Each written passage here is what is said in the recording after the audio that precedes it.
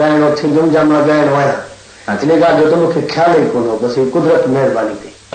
जलाल चांडे जा खोड़ शागिर्दनि जे बारे में असां तव्हांखे ॿुधायो, लेकिन अॼोके वीडियो में ॻाल्हि कंदासीं त जलाल चांडियो कंहिंजो शागिर्दु हुयो ऐं छा जलाल चांडे खे कंहिं इन गलाम ऐं कलाम इहे सेखारिया दोस्तो, ऐं छो जलाल चांडे खे एॾी मशहूरी मिली ऐं जलाल चांडियो सिंध जो एॾो वॾो फ़नकार कीअं थियो। जलाल चांडे जो अॼु ताईं बि नालो 2025 में बि ज़िंदा आहे ऐं जलाल चांडे जो नालो ईंदड़ क़यामत ताईं बि ज़िंदा ई रहंदो सिंधियुनि जे दिलनि में। दोस्तो अली गुल महर हिकु बहितरीनु फ़नकार हुयो उन टाइम में जॾहिं जलाल चांडे जो को वजूद ई न हुयो सिंध में।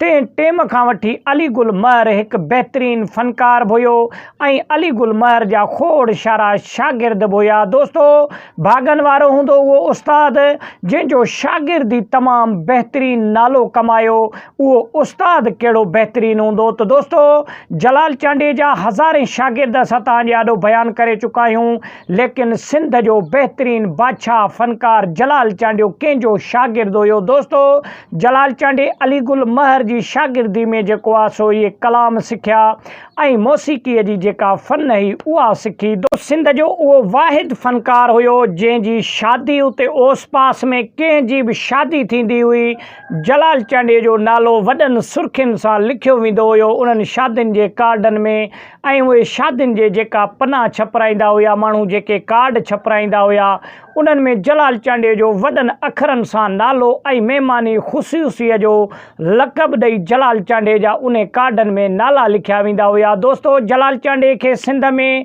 ऐं पूरे पाकिस्तान में जेका इज़त मिली उहा अॼु ताईं कंहिं बि फ़नकार खे न मिली। दोस्तो जलाल चांडे खे माण्हू फ़नकार सम्झंदा हुया, लेकिन जलाल चांडे खे माण्हू मुर्शदनि जे तौर ते मञींदा हुया। दोस्तो जलाल चांडियो कंहिं बि प्रोग्राम में वेंदो हुयो, किथे बि वेंदो हुयो, जलाल चांडे खे खट आणे ॾींदा हुया, जलाल चांडियो खट ते वेहंदो हुयो, ॿिया जेके माण्हू हूंदा हुया उहे पट ते वेही रहंदा हुया, जलाल चांडे जो अदब ऐं एतिराम कंदा हुया माण्हू।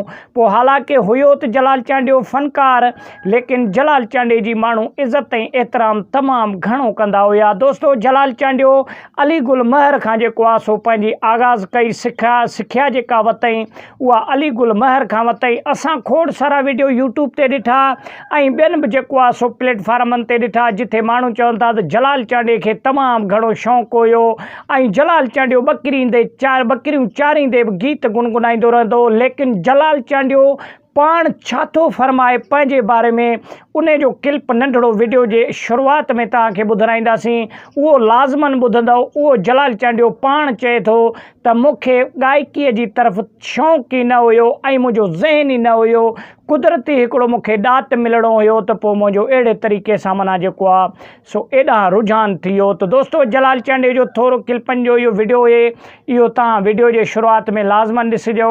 ऐं जलाल चांडे जो जेको उस्ताद हुयो उहो अली गुल महर हुयो, तमामु बहितरीनु उस्ताद ऐं बहितरीनु फ़नकार हुयो यकतारे चपड़ीअ जो। जलाल चांडे खां अॻु में दोस्तो उर्दू ऐं जेको आहे सो सराइकी कलाम त सिंध में ॿुधिया वेंदा हुया, फ़नकारनि खे माण्हू चाहींदा हुया, लेकिन इन्हनि जे विच में कुझु सिंधी फ़नकार बि हुया जेके पंहिंजे कलामनि जे ज़रिए सिंध वासियुनि खे लुत्फ़ अंदोज़ कंदा हुया। त दोस्तो अली गुल महर बि हिकु बहितरीनु फ़नकार हुयो सिंध जो, ऐं जेको नालो अली गुल महर जे शागिर्द कमायो जंहिंजो नालो जलाल चांडियो आहे, उहो अॼु ताईं सिंध में कंहिं बि फ़नकार न कमायो। त वॾी महिरबानी, मिलंदासीं कंहिं नेक्स्ट वीडियो में, तेसिताईं ॾींदा इजाज़त।